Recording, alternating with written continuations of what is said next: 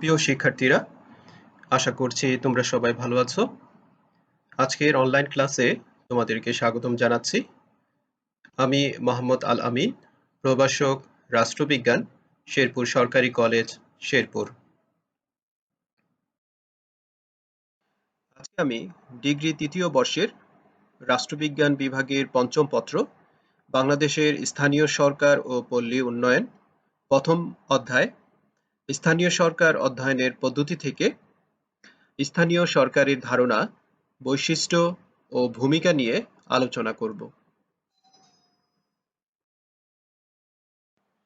আজকের আলোচনা শেষে শিক্ষার্থীরা স্থানীয় সরকারের ধারণা ব্যাখ্যা করতে পারবে, স্থানীয় সরকারের বৈশিষ্ট্য ব্যাখ্যা করতে পারবে, স্থানীয় সরকারের ভূমিকা বা কার্যাবলী সম্পর্কে আলোচনা করতে পারবে। আলোচনার শুরুতেই আমরা স্থানীয় শাসন সম্পর্কে জেনে নেব। মূলত কয়েকটি প্রধান কারণে স্থানীয় শাসন ব্যবস্থার উদ্ভব ঘটেছে।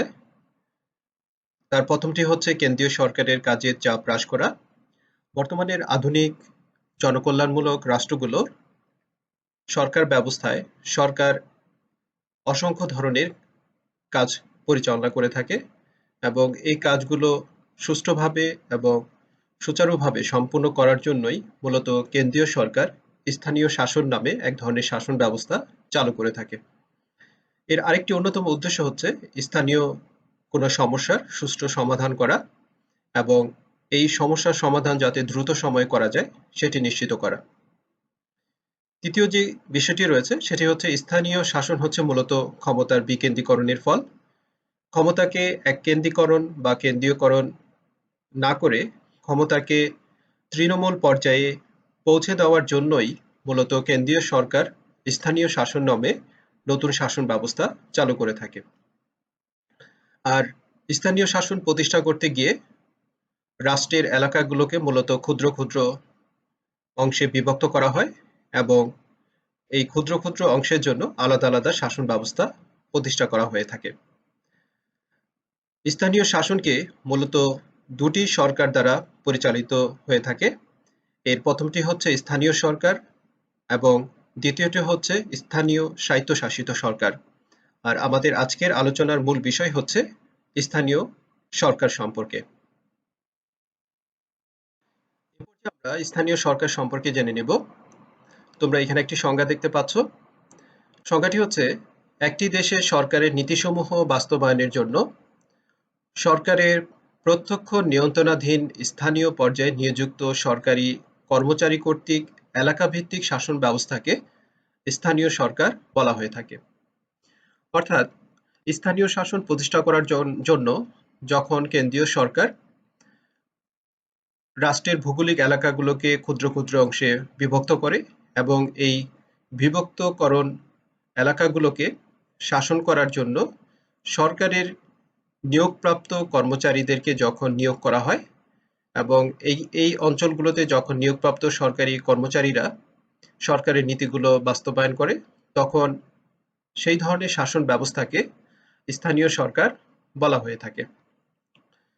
উদাহরণ হিসেবে আমরা বাংলাদেশের বিভাগীয় প্রশাসন, জেলা প্রশাসন, উপজেলা প্রশাসন এগুলোর কথা বলতে পারি এবং এই প্রত্যেকটা ইউনিট বা একক তাদের নির্ধারিত এলাকার মধ্যেই মূলত সরকারের নীতিগুলো বাস্তবায়ন করে থাকে এবং এজন্য তারা বিভিন্ন ধরনের পদক্ষেপ গ্রহণ করে থাকে।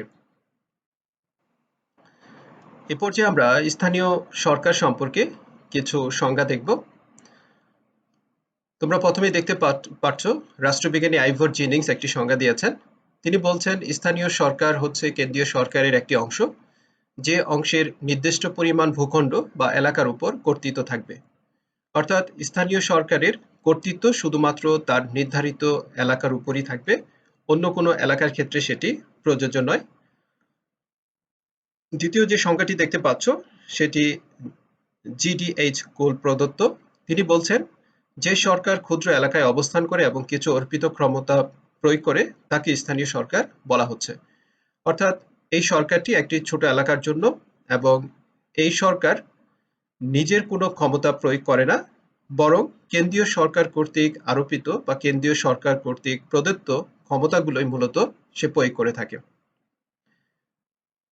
এবং এ পর্যায়ে আমরা আরেকটি সংজ্ঞা দেখব। ডব্লিউ.এ. রবসন তিনি বলেছেন, একটি নির্দিষ্ট ভূখণ্ডের জনগোষ্ঠীকে বোঝাচ্ছে যেখানে তাদের কর্মকাণ্ডগুলো পরিচালনার জন্য একটা আইনগত কাঠামো থাকে, কিন্তু এই আইনগত কাঠামো যারা পরিচালনা করে তাদের সার্বভৌম কোনো ক্ষমতা নেই।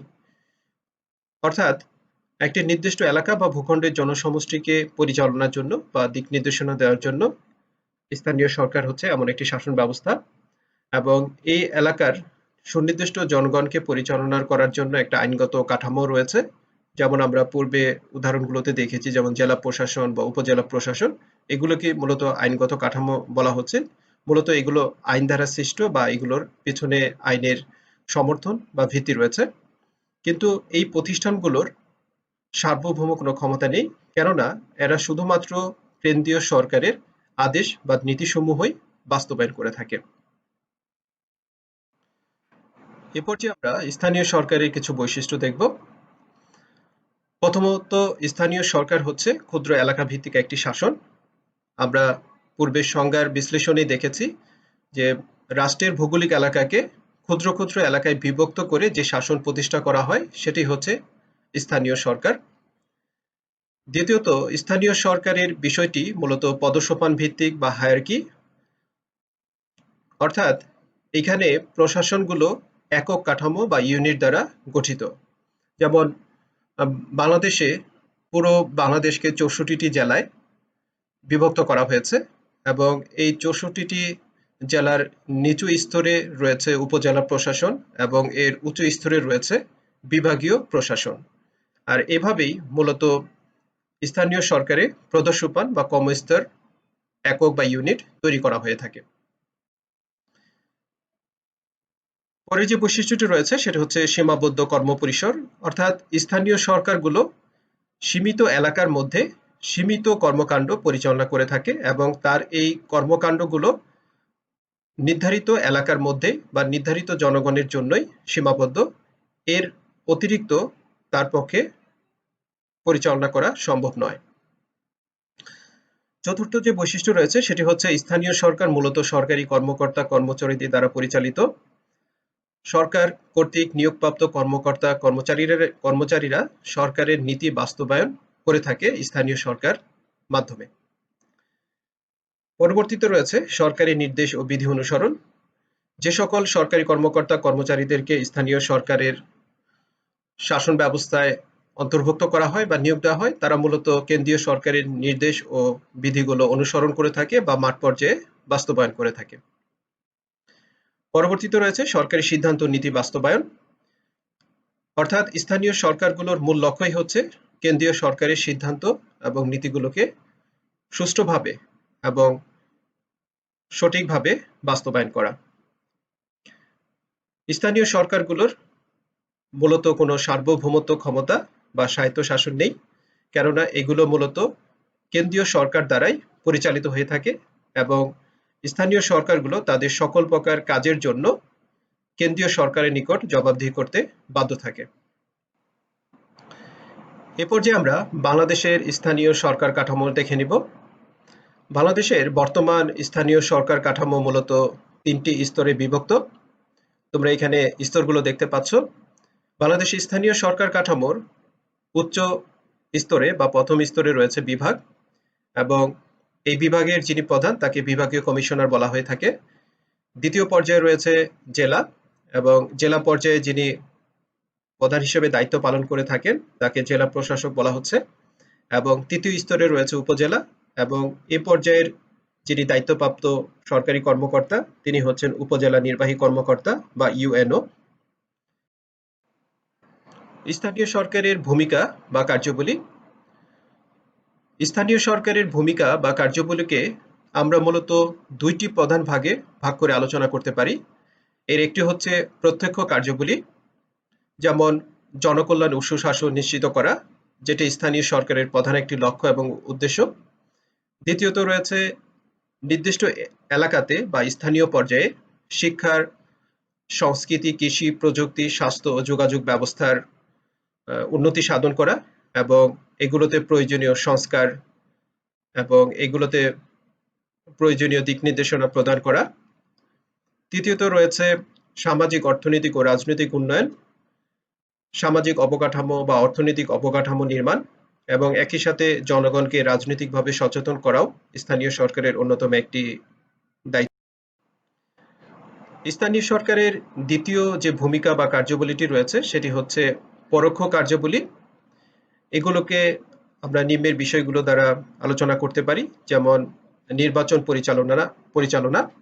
স্থানীয় সরকারগুলো স্থানীয় পর্যায়ের বিভিন্ন ধরনের নির্বাচন, যেমন উপজেলা পরিষদ নির্বাচন, ইউনিয়ন পরিষদ নির্বাচন, এই ধরনের নির্বাচনগুলো তারা পরিচালনা করে থাকে এবং প্রয়োজনীয় কার্যক্রম গ্রহণ করে থাকে। দ্বিতীয় পরোক্ষ যে কার্যবলীটি রয়েছে সেটি হচ্ছে স্থানীয় আয়ের পরিকল্পনা ও হিসাব রক্ষণ করা। অর্থাৎ সরকার স্থানীয় পর্যায়ে যে বিভিন্ন ধরনের আয় রয়েছে সেগুলো কিভাবে গ্রহণ করা হবে অথবা কিভাবে ব্যয় করা হবে সেই সংক্রান্ত বিভিন্ন বিষয় নিয়ে স্থানীয় সরকারগুলো কাজ করে থাকে। এছাড়া রয়েছে আইনগত উপদেশ প্রদান করা। স্থানীয় সরকার জনগণকে বা স্থানীয় পর্যায়ের বিভিন্ন প্রতিষ্ঠানকে বিভিন্ন ধরনের আইনি সহায়তা দিয়ে থাকে এবং সরকারের বিভিন্ন আইনগুলো বাস্তবায়নের জন্য বিভিন্ন ধরনের পদক্ষেপ গ্রহণ করে থাকে। প্রিয় শিক্ষার্থীরা, আমার আজকের আলোচনা এই পর্যন্তই। সবাইকে ধন্যবাদ।